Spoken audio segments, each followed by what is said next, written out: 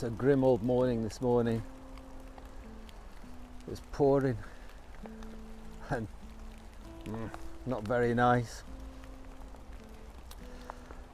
Christmas time, one of the Christmas animals that people think about was not actually in the Christmas story at all, but it's the reindeer, and it's mentioned for other reasons, isn't it? I worked with a farmer who had 3 reindeers, and at Christmas he would do like a tableau, a Christmas tableau.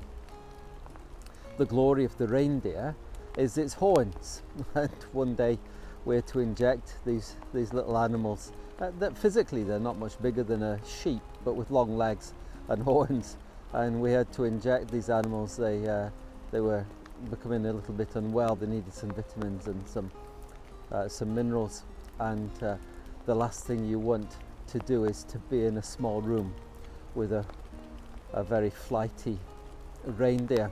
Well, sadly it lost its horn.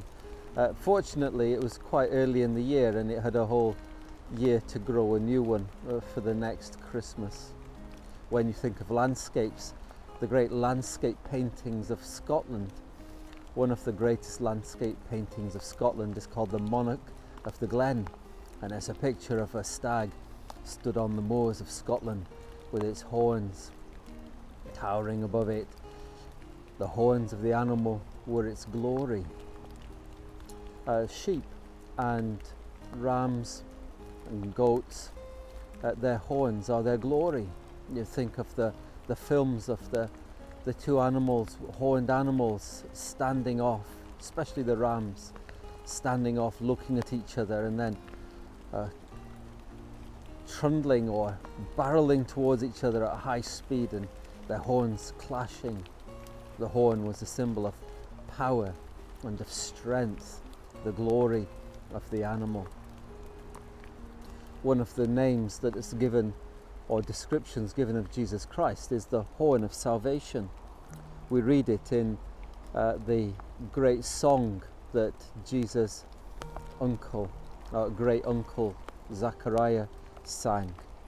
Praise the Lord, the God of Israel, because he has come to redeem his people.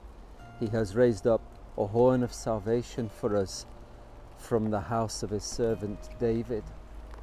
David's house is King David, and Jesus is described as the strength, the horn of salvation.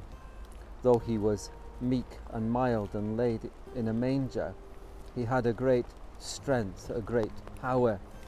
He probably had a physical power as a carpenter, but that's not the power that really mattered when it comes to saving men and women. He had a moral power, the moral power to say no to wrong, the moral power to resist sin and to resist the will of evil men. And he had the moral power to say right, to say yes to right and to do right. Jesus Christ was glorious and mighty and powerful, and his moral authority in saying no to wrong and yes to right led him to go and die on the cross for us, led him to give up his life. And so today our Christmas letter is H, and our Christmas word is horn, the horn of salvation. And may you know in your life the remarkable and powerful work of Jesus Christ. His glory is his moral power and authority as King. Well, from me and my little friend getting soaked down by the river, we wish you a good day.